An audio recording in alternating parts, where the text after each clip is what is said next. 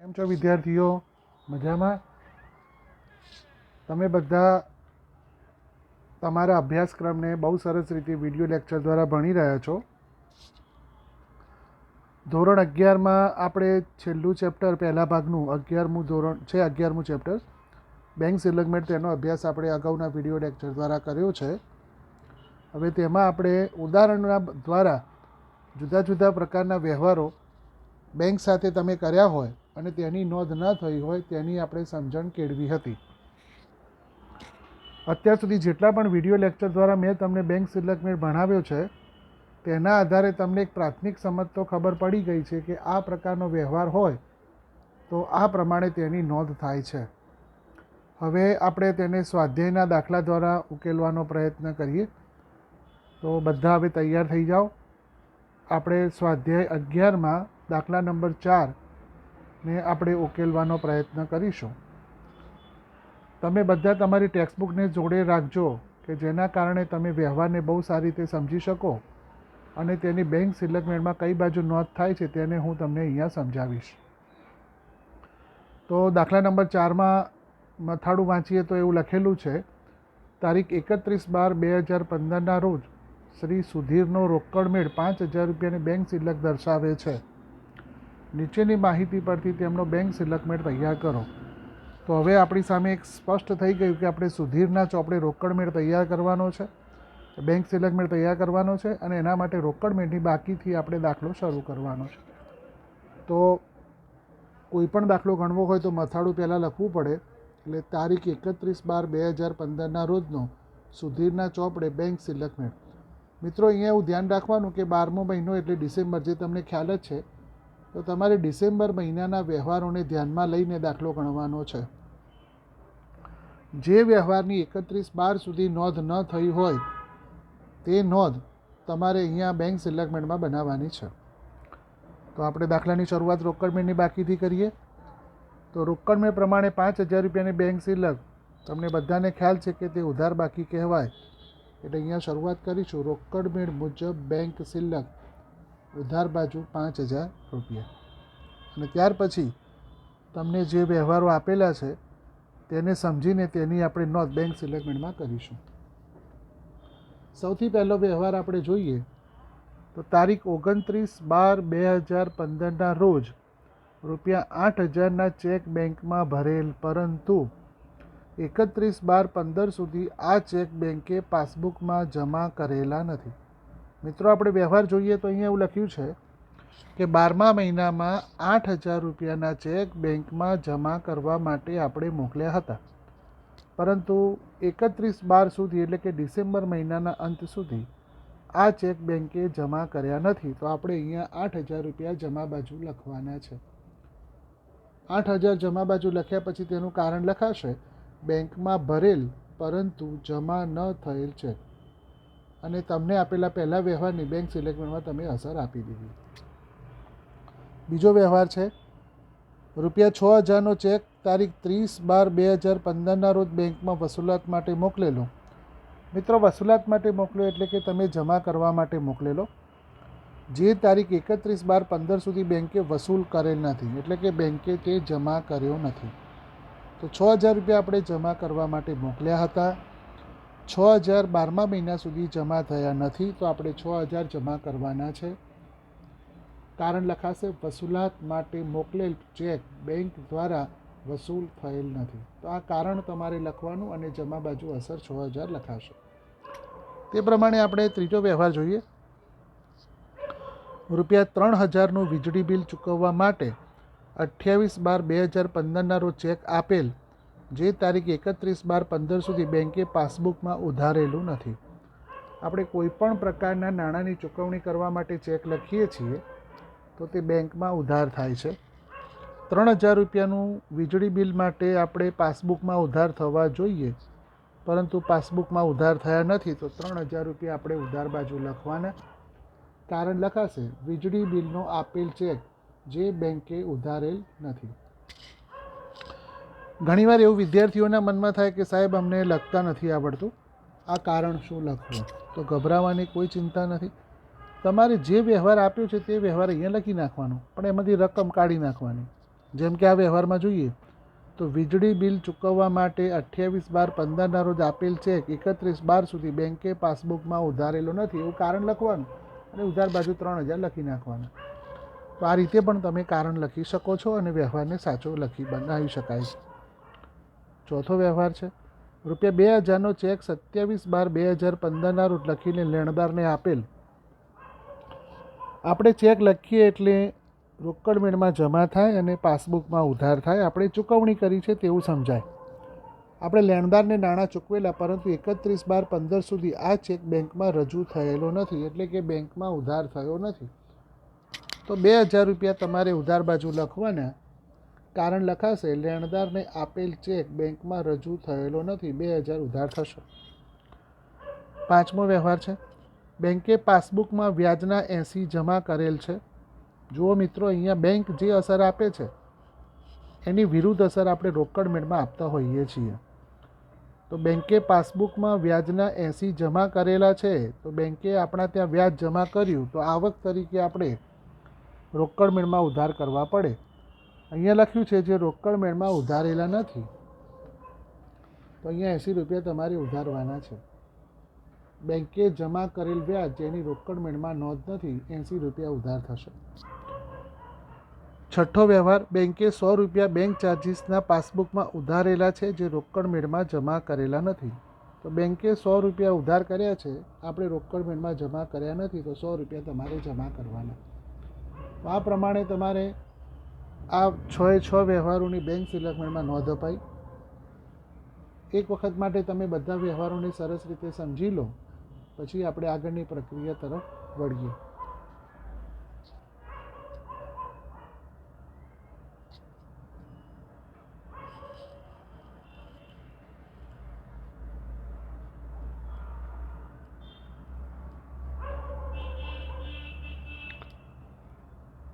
ચલો, સરસ.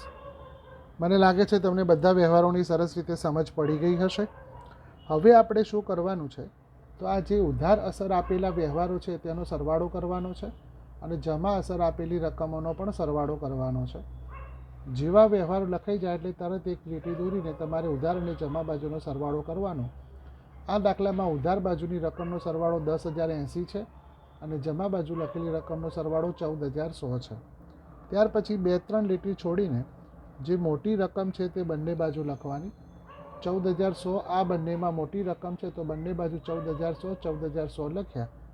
હવે 14,100માંથી 10,080 તમારે બાદ કરવાના છે, તો તમારો તફાવત 4,020 આવશે.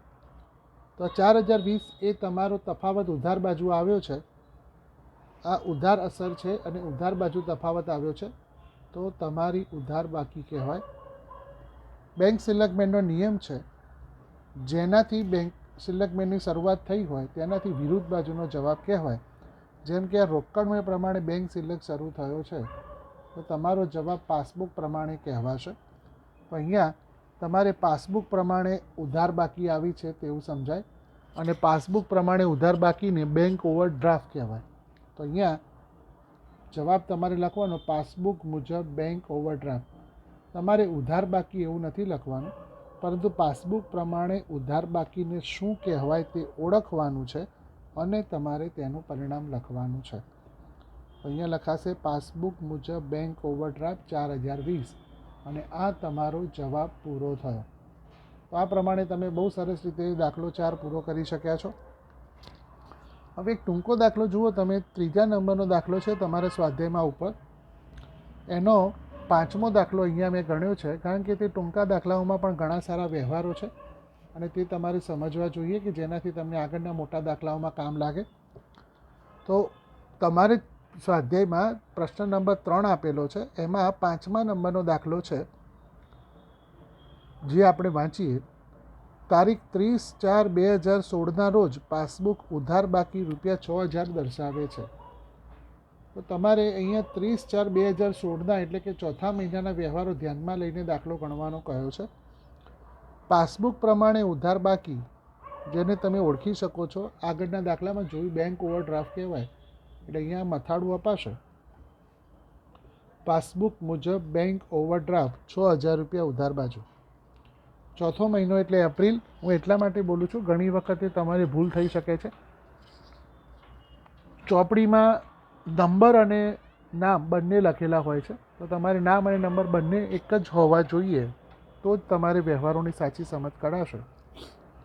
આગળ વિચારીએ.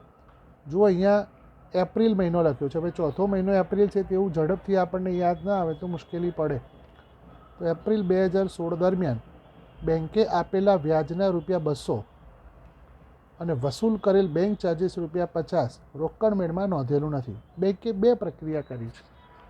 બેંકે વ્યાજ આપણા ખાતામાં જમા કર્યું છે અને બેંક ચાર્જીસ આપણા ખાતામાં ઉધાર કર્યું છે, અને આ બંને વ્યવહારોની આપણે રોકડ મેળમાં નોંધ કરી નથી. તો બેંકે જે ₹200 વ્યાજ જમા કર્યું છે, તો આપણે અહીંયા ₹200 વ્યાજ ઉધાર કરવાનું છે. બેંક વ્યાજ જેની રોકડ મેળમાં નોંધ નથી, ₹200. અને બેંકે જે ₹50 ઉધાર કર્યા છે તેની આપણે જમા બાજુ નોંધ કરી નથી, તો ₹50 જમા બાજુ તમારે નોંધવાના છે. કારણ લખાશે બેંક ચાર્જ જેની રોકડ મેળમાં નોંધ નથી. તો આ પ્રમાણે 200 અને 50 આ બંનેની અસર થશે. જ્યારે 4000ના ચેક લખેલ પરંતુ બેંકમાં રજૂ થયેલા નથી. લખવાથી આપણા નાણાં ચૂકવાય છે, એટલે બેંકમાં તે ઉધાર થાય છે, પરંતુ જે હજી ઉધાર થયા નથી, તો આપણે 4000ના ઉધાર કરવાના છે. કારણ લખાશે લખેલ પરંતુ રજૂ ન થયેલ ચેક ₹4000 ઉધાર. હવે ધ્યાન આપજો. તારીખ 29/4/2016ના રોજ, એટલે કે જે મહિનાનો આપણે બેંક સિલકમેટ બનાવીએ છીએ તે મહિનાની 29 તારીખે 2/5/2016ના રોજ પાકતી ₹7000ની દેણી હુંડી, એટલે કે મે મહિનામાં જે નાણાં મળવાના છે તે ₹7000 બેંકમાં વસૂલાત માટે મોકલ્યા હતા. તો આ વ્યવહારની તો બેંકમાં મે મહિનામાં નોંધ થશે. બેંકમાં વસૂલાત માટે મોકલી હતી. તારીખ 30/4/2016ના રોજ રોકડ મેળ કઈ બાકી દર્શાવતો હશે, તો 5મા મહિનામાં જે નાણાં આપણને મળવાના છે તેની નોંધ આપણે ચોથા મહિનામાં કરવાના હોતા નથી. તો આ વ્યવહાર ભલે અહીંયા રકમ તરીકે છાપ્યો હોય, તમારે અહીંયા બેંક સ્ટેટમેન્ટમાં તેની નોંધ કરવાની નથી, કારણ કે આ વ્યવહાર 5મા મહિનામાં અસર કરવાનો છે. એટલા માટે મેં અહીંયા દાખલો ગણાવ્યો છે કે વ્યવહાર એવો હોય, તમે ઘણીવાર આ ભૂલથી લખી નાખો તો તમારો દાખલો ખોટો પડે છે. તો 5મા મહિનાના વ્યવહારોને આપણે ચોથા મહિનામાં નોંધતા નથી, એટલે આ વ્યવહારની નોંધ થશે નહીં. તો હવે તમારે એ દાખલો પૂરો થયો. તો અગાઉ જે આપણે પ્રક્રિયા કરી તેમ ઉધાર અસરનો સરવાળો 10,200 છે, જમા અસર તમારી ₹50 છે. 2 લીટી છોડીને તમારે જવાબની મોટી રકમ લખવાની, 10,200 10,200. તેમાંથી ₹50 બાદ કરતાં ₹10,150 તફાવત આવે છે, અને આ તફાવત જમા બાજુ આવે છે. જમા બાજુ તફાવત પડ્યો એટલે જમા બાકી કહેવાય, ઉધાર બાજુ તફાવત પડ્યો તો ઉધાર બાકી કહેવાય.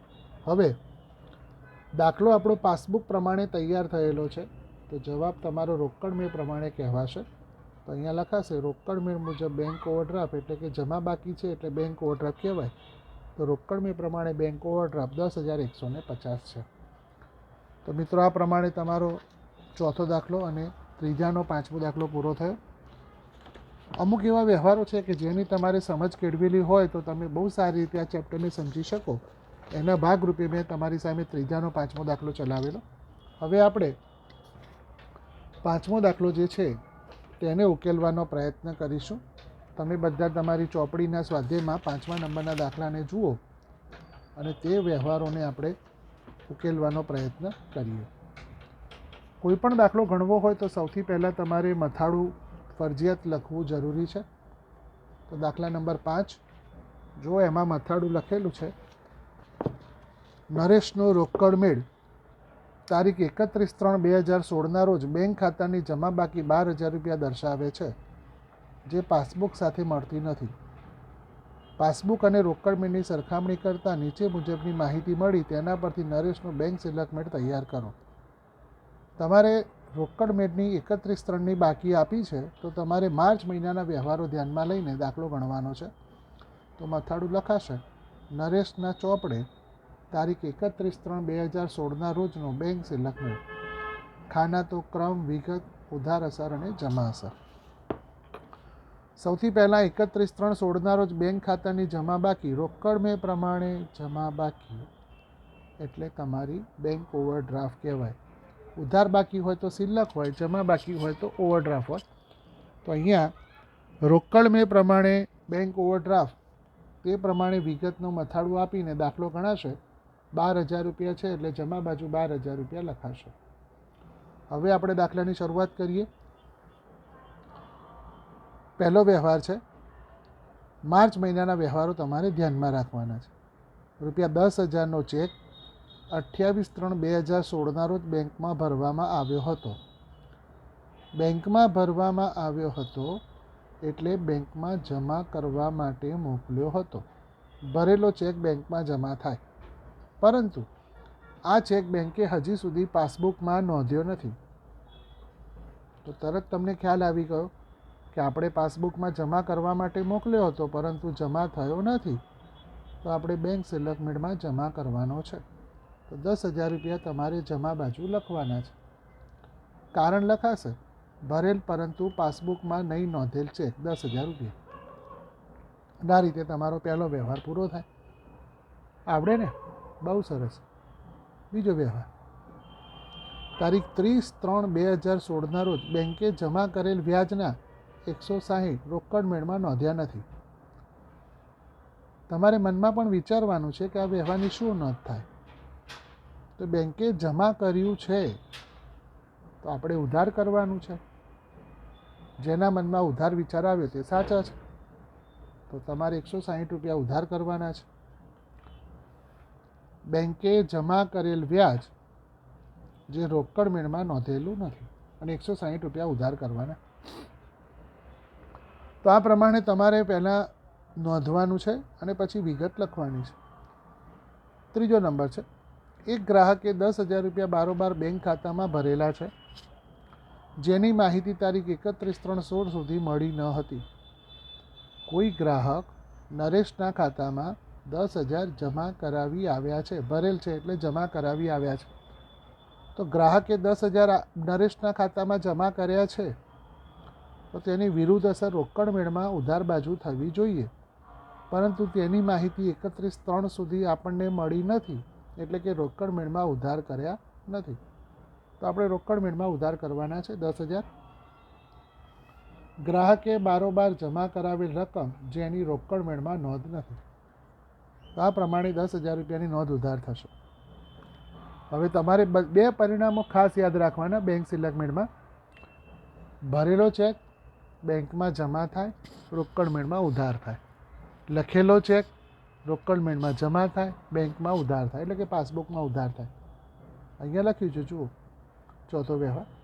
બેંકમાં ભરેલ પરંતુ રોકડ મેળમાં નહીં નોંધેલો ચેક. બેંકમાં ભર્યો છે એટલે કે બેંકમાં તો જમા થઈ ગયો હશે, પરંતુ રોકડ મેળમાં નોંધ્યો નથી, એટલે કે રોકડ મેળમાં ઉધાર કર્યો નથી.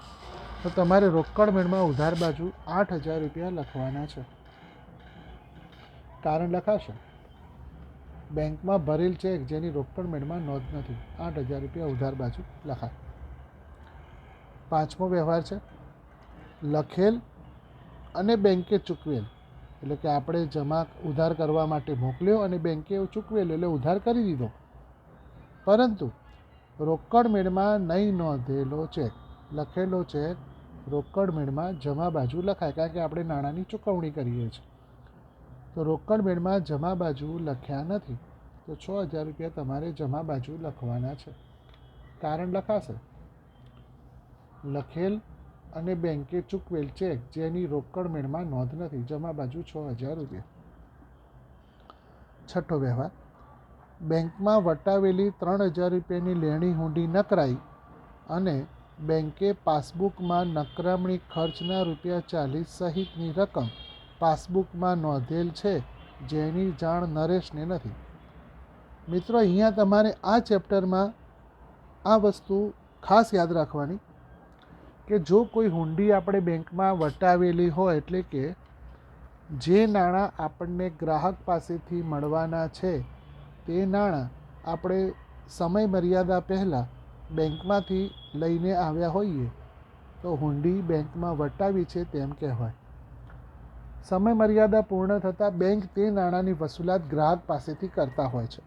હવે જો ગ્રાહક નાણાં બેંકને ન આપે તો તે હુંડી નકરાઈ છે તેમ સમજવામાં આવે અને બેંક પછી તે રકમ આપણા ખાતે ઉધાર કરે, પાછા માગે. તો બેંકે હુંડીના નાણાં આપણા ખાતામાં ઉધાર કરતા હોય છે, પરંતુ તેની સાથે સાથે બેંક નકરામણી ખર્ચની પણ નોંધ કરતા હોય છે. તો બેંકે નકરામણી ખર્ચ સાથે રકમ આપણા ખાતામાં ઉધાર કરી હોય, તમારે તેને જમા કરવાની રહેશે. તો હવે તમારે ખાસ યાદ રાખવાનું, જ્યારે જ્યારે હુંડીના વ્યવહાર આવે અને તે નકરાયા હોય તો નકરામણી ખર્ચ સાથે બેંકમાં તમારે ઉધાર થાય છે તેમ સમજવાનું, રોકડમાં તમારે જમા કરવાના છે. તો અહીંયા હુંડીની રકમ 3000 છે અને નકરામણી ખર્ચ 40 છે, એટલે 3040 તમારે જમા કરવાના છે. બેંકમાં વટાવેલી હુંડી નકરાઈ જેની નોંધ રોકડ મેળમાં નથી, 3040 તમારે જમા કરવાના છે. તો આ પ્રમાણે નોંધ થશે. ત્યાર પછી 7મો વ્યવહાર છે. રોકડ મેળની આય બાજુનો સરવાળો ભૂલથી 2000 રૂપિયા ઓછો કરવામાં આવ્યો છે. આ એટલે ઉધાર. ઉધાર બાજુના 2000 રૂપિયા ઓછા ગણેલા છે, તો તમારે ઉધાર બાજુ 2000 રૂપિયા લખવાના છે. તો ઉધાર બાજુ 2000 રૂપિયા લખાશે. કારણ લખાશે રોકડ મેળની આય બાજુ ભૂલથી ઓછો ગણેલો સરવાળો 2000 રૂપિયા ઉધાર. 7મો વ્યવહાર પૂરો થયો. 8મો વ્યવહાર છે. લખેલ પરંતુ ચૂકવણી માટે રજૂ ન થયેલ ચેક. આપણે લખ્યો છે, લખવાથી રોકડ મેળમાં જમા થશે, પાસબુકમાં ઉધાર થશે. આપણે તો લખ્યો છે એટલે કે રોકડ મેળમાં તો જમા કર્યો છે, પરંતુ પાસબુકમાં ચૂકવણી માટે ઉધાર થયો નથી. તો આપણે ઉધાર બાજુ 1000 રૂપિયા લખવાના રહેશે. તો 1000 રૂપિયા ઉધાર. કારણ લખાશે લખેલ પરંતુ ચૂકવણી માટે રજૂ ન થયેલ ચેક 1000 રૂપિયા. પછી લખ્યું છે ભરેલ પરંતુ બેંકમાં જમા ન થયેલ ચેક. આપણે ચેક બેંકમાં ભર્યો છે, પરંતુ હજી સુધી તે જમા થયો નથી, તો આપણે તે જમા કરવાનો છે. તો જમા બાજુ તમારે 1500 રૂપિયા લખવાના છે. તો 1500 રૂપિયા જમા લખ્યા. કારણ લખાશે ભરેલ પરંતુ બેંકમાં જમા ન થયેલ ચેક 1500 રૂપિયા. 10મો વ્યવહાર. બેંકે 80 રૂપિયા બેંક કમિશનના ઉધાર્યા છે, જેની રોકડ મેળમાં નોંધ નથી. તો બેંકે 80 રૂપિયા ઉધાર્યા છે, તો તમારે જમા કરવાના 80 રૂપિયા. તો 80 રૂપિયા આપણે જમા કરીશું. કારણ લખાશે બેંકે નોંધેલ બેંક કમિશન, જેની રોકડ મેળમાં નોંધ નથી. આ પ્રમાણે તમારે વ્યવહારો 10-10ની બેંક સ્ટેટમેન્ટમાં નોંધ થઈ. તમે બધા તમારી ટેક્સ્ટબુકમાં લખેલા વ્યવહારો અને તમારી સામે મૂકેલા જવાબને એક વખત માટે સરખામણી કરી લો. જો કોઈ ના સમજ પડે તો ફરીથી સમજવાનો પ્રયત્ન કરશો, બરાબર. પછી આપણે દાખલાને પૂર્ણ કરીએ.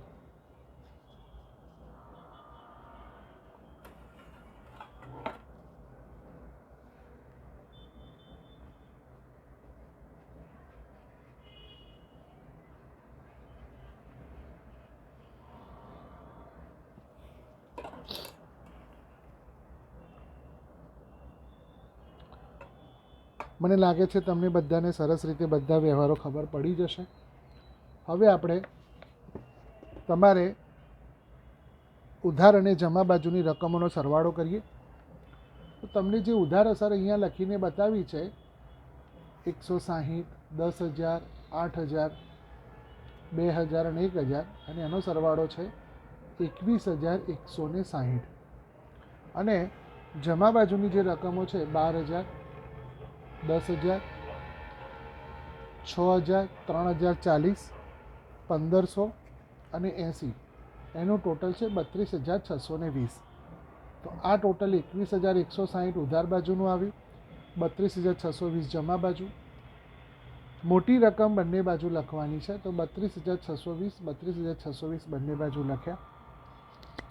આ 32,620માંથી ઉધાર બાજુના 21,160 બાદ કરતાં 11,460 રૂપિયા તફાવત આવે છે.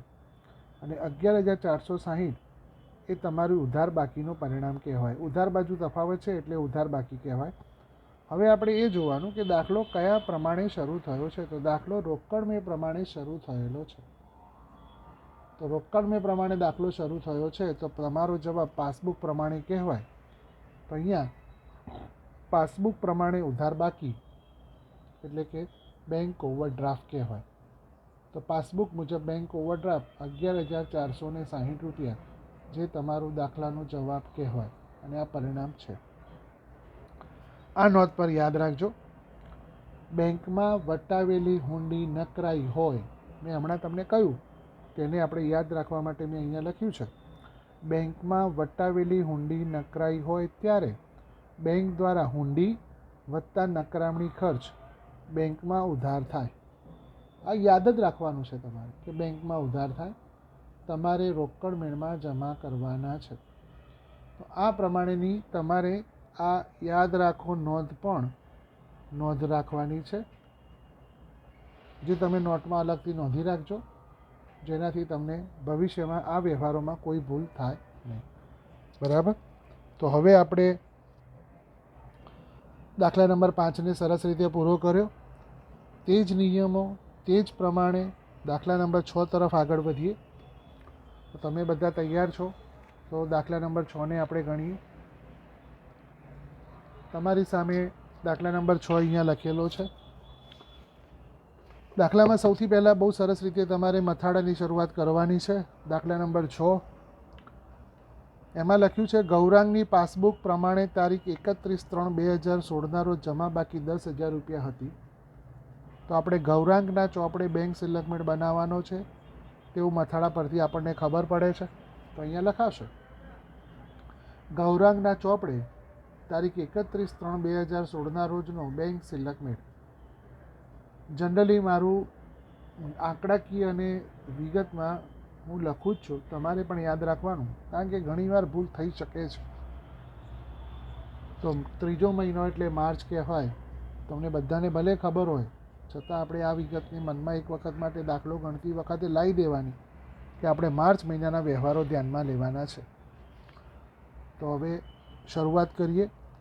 પાસબુક પ્રમાણે જમા બાકી 10,000 છે. તો પાસબુક પ્રમાણે જમા બાકીને બેંક સિલક કહેવાય છે. તો શરૂઆત થશે પાસબુક મુજબ બેંક સિલક 10,000 રૂપિયા. તો આ પ્રમાણે તમારે 10,000થી દાખલાની શરૂઆત થઈ. હવે તમારે એ વિચારવાનું કે જે વ્યવહાર તમારી સામે આપ્યા છે તેની રોકડ મેળમાં ઉધાર અસર કે જમા અસર નથી થઈ તો તમારે આપવાની છે. તેની પાસબુકમાં ઉધાર કે જમા અસર નથી થઈ તો તમારે તે આપવાની છે. એનો મતલબ કે બેંક સિલકમેટ એ એવી વિગતોને નોંધે છે કે જેની ક્યાંય પણ નોંધ ન થઈ હોય. જો રોકડ મેળમાં નોંધ ન થઈ હોય તો તમારે રોકડ મેળના પ્રમાણે નોંધ કરવાની, પાસબુકમાં નોંધ ન થઈ હોય તો તમારે પાસબુક પ્રમાણે નોંધ કરવાની. આ પ્રમાણે તમારે બેંક સિલકમેટ તૈયાર કરવાનો છે. ચલો ત્યારે શરૂઆત કરીએ. પહેલો વ્યવહાર 7,000નો ચેક લખેલો. મિત્રો લખેલો ચેક આપણે નાણાંની ચૂકવણી કરીએ છીએ એટલે કે રોકડ મેળમાં જમા થાય, પાસબુકમાં ઉધાર થાય. લખેલો ચેક લખ્યું છે, રોકડ મેળમાં નોંધ્યો છે એટલે કે રોકડ મેળમાં તો જમા કર્યો છે, પરંતુ લેણદારને આપવાનો રહી ગયો છે. એનો મતલબ કે બેંકમાં ઉધાર થવાનો બાકી છે. તો તમારે તે ઉધાર કરવાના છે 7,000 રૂપિયા. અને લખાશે લખેલ પરંતુ લેણદારને નહીં આપેલો છે ₹7,000. તો આ પ્રમાણે ઉધાર બાજુ 7,000 રૂપિયા લખાશે. તો આ રીતે તમારે સ્પષ્ટ પહેલાં મનમાં સમજ કેળવવાની અને ત્યાર પછી તેની અસર આપવાની. ₹12,000નો ચેક તારીખ 29/3/2016ના રોજ બેંકમાં ભરવામાં આવ્યો હતો. હવે આપણે ત્રીજા મહિનાના વ્યવહારો ધ્યાનમાં લેતા હોઈએ છીએ. અહીંયા 12,000 રૂપિયાનો ચેક 29/3/2016ના રોજ બેંકમાં ભરવામાં આવ્યો હતો, એટલે કે માર્ચ મહિનામાં જમા કરવા માટે મોકલ્યો હતો, જે બેંકે 1/4 એટલે કે એપ્રિલ મહિનાના રોજ જમા આપ્યો છે. આપણે માર્ચ મહિનામાં જમા કરવા માટે મોકલ્યો હતો, પરંતુ માર્ચ મહિનામાં જમા થયો નથી, એટલે કે આપણે માર્ચ મહિનામાં જમા બાજુ લખવાના છે. 12,000 રૂપિયા જમા બાજુ લખાશે. કારણ લખાય ભરેલ પરંતુ બેંકમાં જમા ન થયેલ ચેક 12,000 રૂપિયા. તો આ પ્રમાણે 12,000 જમા કરવાના. ત્રીજો વ્યવહાર છે રૂપિયા 6,000 બેંકે વીમા પ્રીમિયમના ચૂકવ્યા છે, જેની જાણ ગૌરાંગને 1/4/2016ના રોજ થઈ છે. બેંક કોઈપણ પ્રકારની રકમની ચૂકવણી કરે તો તે આપણા ખાતામાં ઉધાર બાજુ નોંધે. બેંકે આપણે સૂચના પ્રમાણે વીમા પ્રીમિયમના ઉધાર કર્યા છે 6,000, તો આપણે પણ જમા કરવા પડે, પરંતુ તેની જાણ ગૌરાંગને 1/4ના રોજ થઈ, એટલે કે ત્રીજા મહિનામાં જમા થયા નથી. આ પ્રમાણે હું જે બોલી રહ્યો છું તેવી તમારે મનમાં સમજ કેળવવાની છે અને ત્યાર પછી તેની નોંધને તમારે લખવાની છે. તો ગૌરાંગે ત્રીજા મહિનામાં એટલે કે માર્ચ મહિનામાં 6,000 જમા કર્યા નથી, તો આપણે બેંક સિલકમેટમાં 6,000 જમા કરવાના છે. તો અહીંયા જમા થશે, કારણ લખાશે બેંકે ચૂકવેલ વીમા પ્રીમિયમ, જેની નોંધ રોકડ મેળમાં નથી. 6,000 રૂપિયા જમા થયા. ચોથો વ્યવહાર છે એક ગ્રાહકે 5,000 રૂપિયા બેંકમાં બારોબાર ભરાવી દીધા છે. બેંકમાં ગ્રાહક આપણા ખાતામાં એટલે કે ગૌરાંગના ખાતામાં જમા કરાવી આવ્યા છે. ગ્રાહકે જમા કરાવ્યા છે તો આપણે તે ઉધાર કરવાના છે. તો બેંકમાં 5,000 ગ્રાહકે જમા કરાવ્યા છે, જેની અંગે નોંધ રોકડ મેળમાં કરવામાં આવી નથી. તો ગ્રાહકે તો જમા કરાવી દીધા છે, આપણે ઉધાર કર્યા નથી, તો આપણે 5,000 રૂપિયા ઉધાર કરવાના છે. ગ્રાહકે કારણ લખાશું ગ્રાહકે બારોબાર જમા કરાવેલ રકમ જેની રોકડ મેળમાં નોંધ નથી. 5,000 રૂપિયા ઉધાર થશે. આ પ્રમાણે તમારે ઉધાર બાજુ 5,000 લખ્યા. બેંકે વ્યાજના 200 પાસબુકમાં જમા કરેલા છે. તો બેંકે વ્યાજના જમા કર્યા છે, તો આપણે તે રકમ ઉધાર કરવાની છે. તો અહીંયા તે રકમ આપણે અહીં લખ્યું છે જેની નોંધ રોકડ મેળમાં કરેલી નથી. તો બેંકે વ્યાજના 200 જમા કર્યા છે, તો આપણે 200 રૂપિયા ઉધાર કરવાના છે. કારણ લખાશે બેંકે જમા કરેલ વ્યાજ જેની રોકડ મેળમાં નોંધ નથી. 200 રૂપિયા ઉધાર બાજુ લખાય. તો આ પ્રમાણે 200 રૂપિયા તમારે ઉધાર કરવાના. 6,700 રૂપિયા 6,700નો ચેક બેંકમાં ભર્યો હતો. મિત્રો, બેંકમાં ભર્યો છે એનો મતલબ કે તમે બેંકમાં જમા કરવા માટે મોકલ્યો છો. તે નકરાયો. નકરાયો શબ્દ તમારા માટે પહેલી વખત છે. નકરાયોનો મતલબ થાય કે તે ચેક બેંકમાં રહેલા બેલેન્સના અભાવે પાછો આવ્યો છે. તો ભરેલો ચેક નકરાયો એટલે આપણે જે બેંકમાં જમા કરવા માટે મોકલ્યો હતો તે આપણે કેન્સલ થયો, પરંતુ તેની માહિતી 1/4/2016ના રોજ મળી છે. એનો મતલબ કે ત્રીજા મહિના સુધી એટલે કે માર્ચ મહિના સુધી આપણને એમ જ હતું કે આ 6,700 બેંકમાં જમા થયા હશે. આપણે 6,700 જમા કર્યા છે. માર્ચ મહિના સુધી આપણને એમ જ હોય કે આ રકમ જમા થયેલી હોવી જોઈએ, પરંતુ નકરાઈ છે, પરંતુ માહિતી ચોથા મહિનામાં મળી છે, એટલે ત્રીજા મહિનામાં જમા થયા નથી. તો 6,700 આપણે જમા કરવાના છે. કારણ લખાશે ભરેલ પરંતુ જમા ન થયેલ ચેક. અહીંયા તમે નકરાયેલ ચેક એવું પણ લખી શકો છો કે નકરાયેલ ચેક છે 6,700, અને આ પ્રમાણે તમે 6,700ની નોંધ કરવાની છે. સાતમો વ્યવહાર છે રૂપિયા 18,000ના ચેક લખ્યા એટલે કે તમે રોકડ મેળમાં જમા કર્યા, સામે પાસબુકમાં ઉધાર થશે. ચૂકવણી નાણાંની કરી છે તેવું સમજવામાં આવે, પરંતુ તેમાંથી 6,000ના ચેક 31/3/2016 સુધી ચૂકવણી માટે રજૂ થયા છે. માર્ચ મહિનામાં તમે 18,000 રૂપિયા ઉધાર કરવા માટે મોકલ્યા છે. તેમાંથી ફક્ત 6,000 રૂપિયા જ ઉધાર થયા છે. એનો અર્થ કે 12,000 રૂપિયા ઉધાર થયા નથી.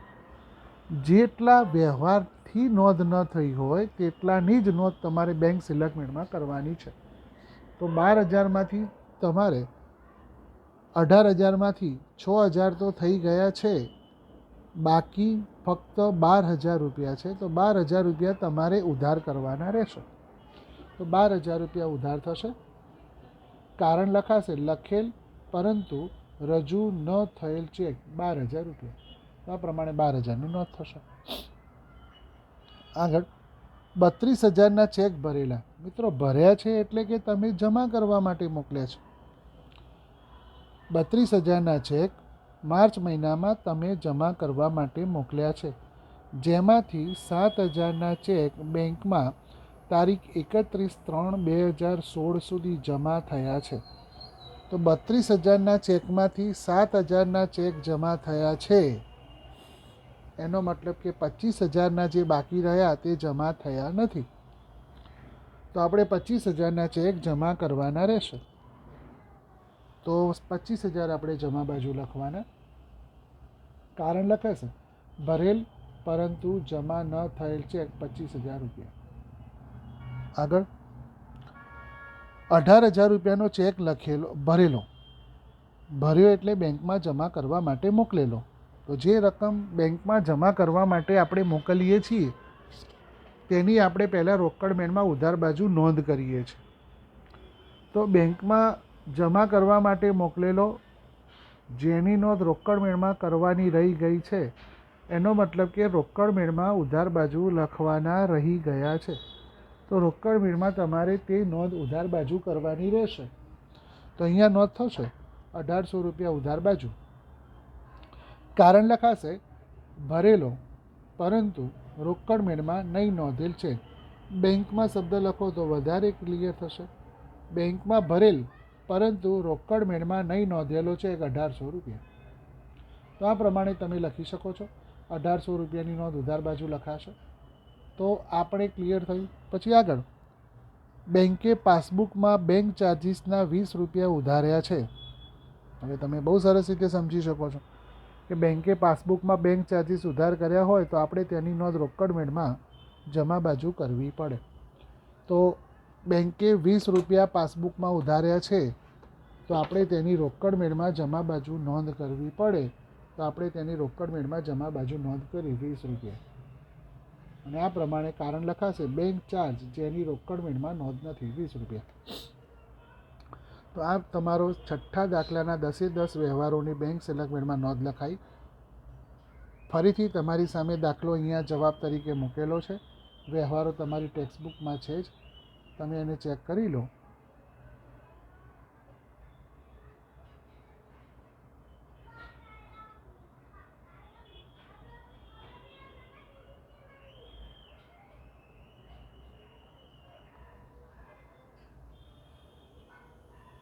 મને લાગે છે તમને સરસ રીતે સમજ પડી ગઈ હશે.